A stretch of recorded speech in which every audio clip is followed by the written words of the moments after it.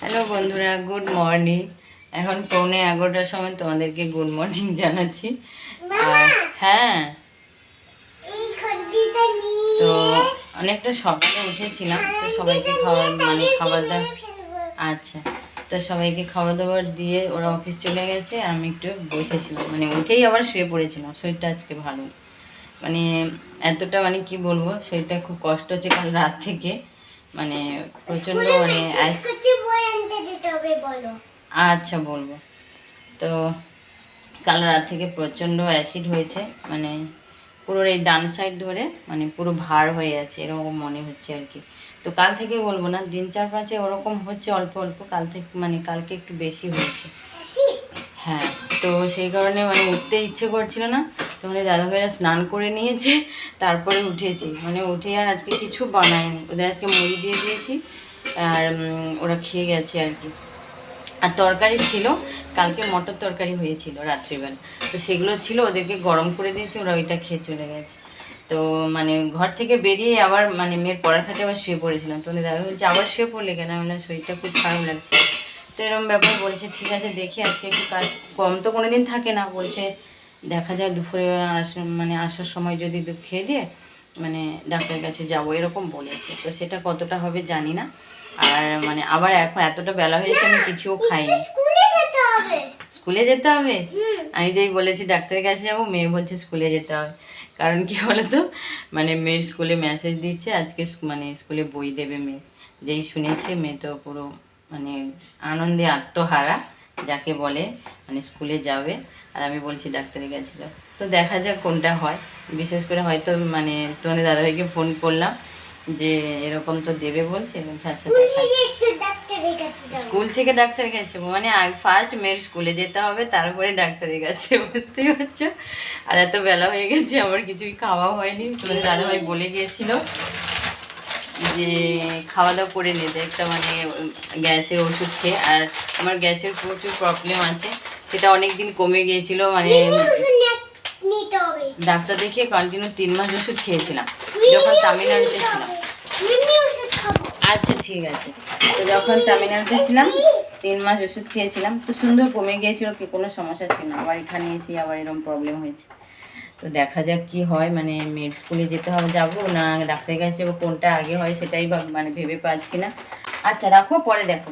মেয়ে একটা গিফট পেয়েছে, সেটাই দেখাবে, একটা খাওয়ার জিনিস, যেটা যেটা উচিত নয় ওর খাওয়ার পক্ষে, ওর পক্ষে সেটা উচিত নয়, কিন্তু সেটা একটা গিফট পেয়েছে, তো সেটা বলছে যে এটা দেখাও, এটা দেখাও। আচ্ছা দেখাবো, একটু পরে দেখাচ্ছি। তো দেখো, আমি খাওয়া দাওয়া করে নিয়েছিলাম, নেওয়ার পরে মেয়ের সাথে একটু সময় কাটাচ্ছিলাম। আর বেশি সময়ও তো কাটানো যাবে না, যেহেতু রান্নাবান্না করতে হবে আর স্কুলে যেতে হবে তোমাদের বললাম। তো সেই কারণে আর একটু সময় ওর সাথে একটু সময় কাটিয়ে তারপরে ঝটপট একটু রান্না করে নিই। তো কী রান্না করবো ভেবে ভেবে ভাবলাম, আর বেশি সময় রান্না করতেও যেন শরীরটা মন চাইছে না, ভালো লাগছিল না। তো তাই ভাবলাম যে একটু বড় বেগুন ছিল, বেগুনটা ভাজা করে নিই আর মাছের টক করে নিই। তো সেই কারণে তার টকটা তো সময় কম লাগে, তো ঝটপট করে টকটাও হয়ে যাচ্ছে আর বেগুনটা ভাজা করে নিচ্ছি আর কি। আর এদিকে দেখো, মেয়ে একটু টিভি দেখছে বসে বসে, তারপরে ওকে স্নান করাবো। তো দেখো খাওয়া দাওয়া করে নিয়েছি, আর একটু দেরি তো হয়ে গেছে। তোমার দাদাভাই অনেকটা পরে যেহেতু আসে, 3টের পরে। আর সকালে না ওষুধ খেতেই ভুলে গিয়েছিলাম, সকাল থেকেই বলেছিল যে ওষুধ খেতে, কিন্তু খাওয়া হয়েছিল না।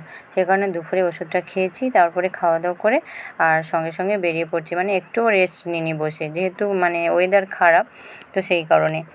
তো দেখো বেরিয়ে রাস্তায় চলে এসেছি। আর আজকে প্রচণ্ড কয়েকদিন তো ওয়েদারই তো খারাপ, বৃষ্টি হচ্ছে রোজ। আর আজকেও সেভাবে সকালেও বৃষ্টি হয়েছিল, তারপরে এই 3টে 3:30টের সময় আমরা বেরিয়েছি। আর এখন দেখো ওয়েদারটা পুরো মেঘলা হয়ে আছে, আর আকাশ দেখতেই পাচ্ছ পুরো মেঘ ঝুলে আছে একদম, বৃষ্টি আসবে বলেই যেন মনে হচ্ছে। তো তারপরে দেখলাম বাড়ি থেকে কিছুটা বেরিয়ে এসেছি, বৃষ্টি ছিল না, কিন্তু এদিকে দেখলাম যে বৃষ্টি হয়েছে আর কি। এমন জায়গায় যেখানে যেখানে মেঘ হচ্ছে সেসব জায়গাগুলো বৃষ্টি হচ্ছে, এরকমই আর কি।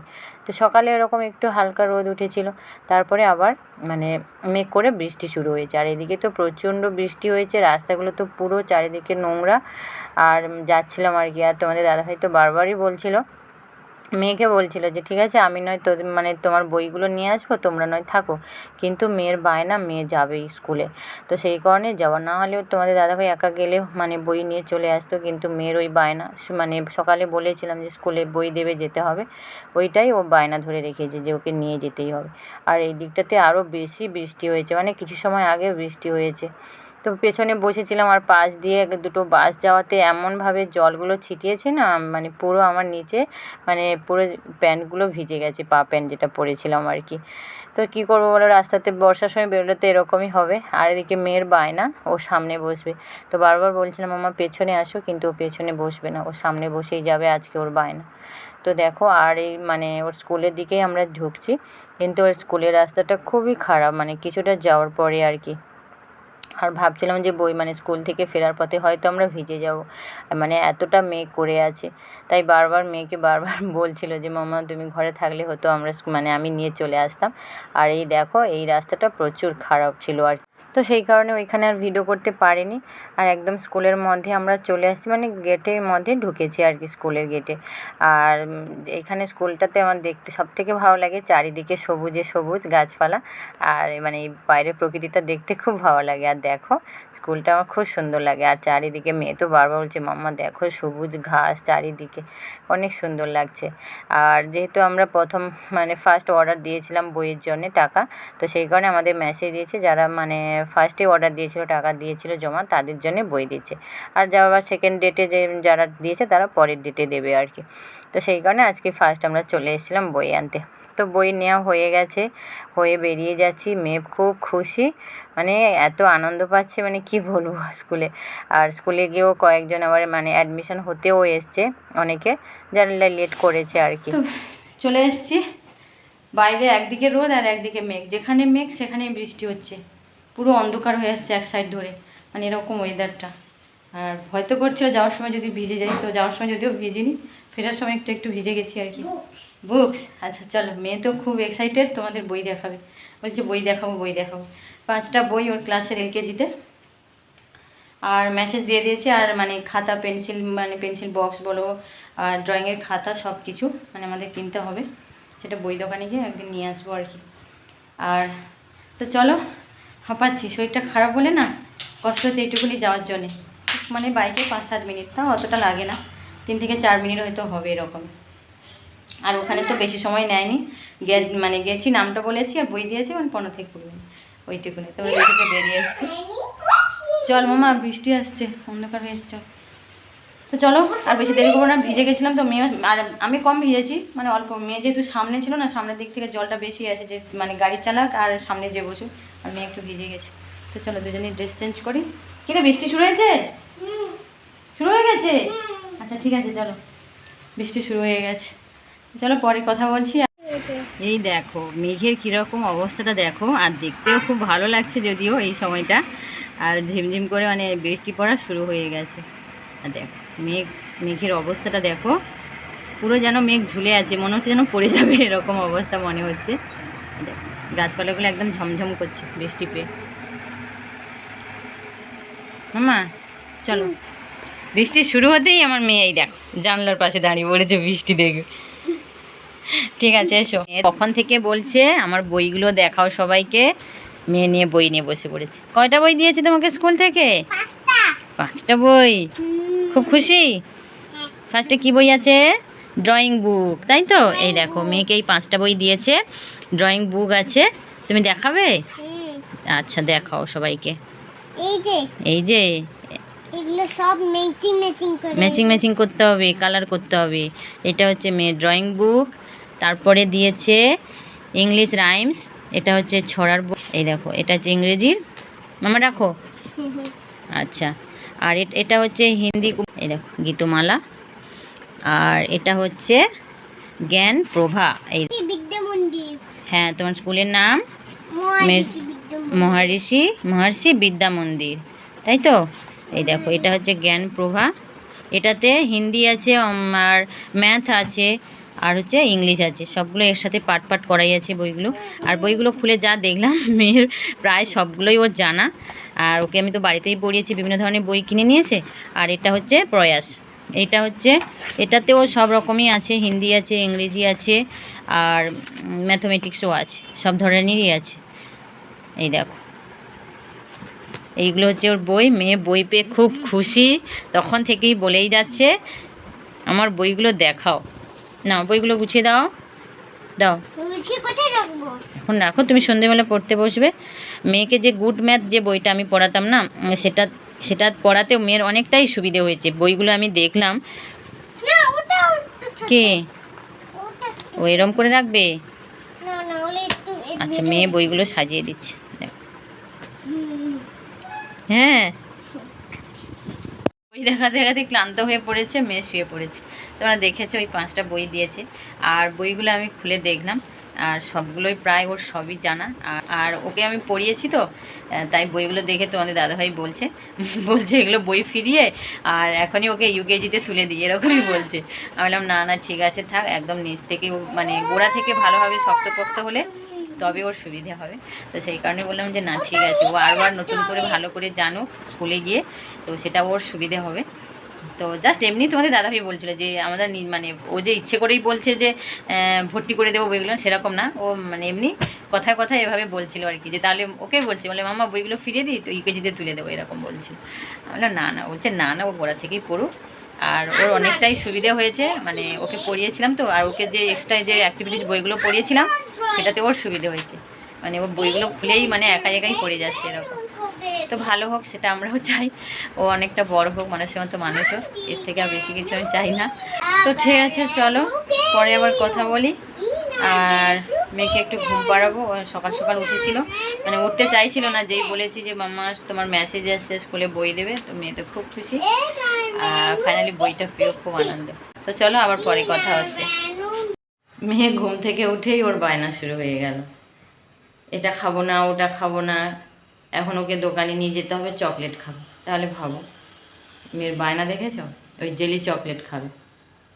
বারবার বলছি যে চকলেট খেলে ক্রিমি হচ্ছে, সেটাও শুনবে না।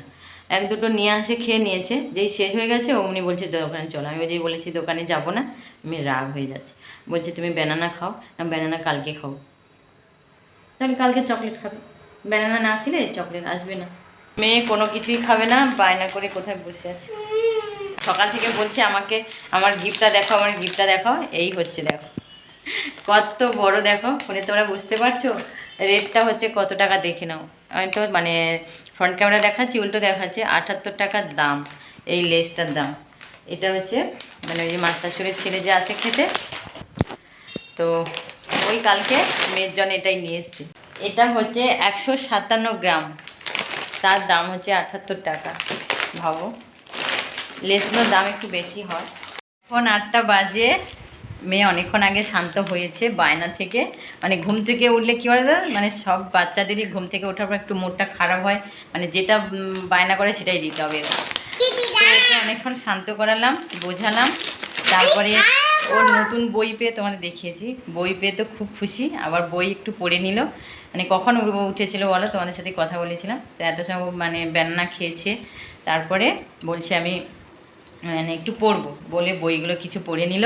তারপরে এখন যেটা ও বলেছিল না খাবে না খাবে না, এখন এটাই নিয়ে বসছে যে তুমি কেটে দাও আমি খাবো। এই দেখো কাঁচি নিয়ে হাজির হয়েছে।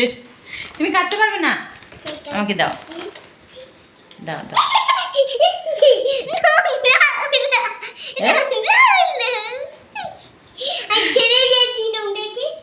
কি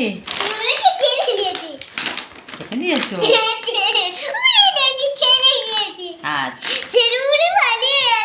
বাইরে উড়ে গেছি, ঠিক আছে।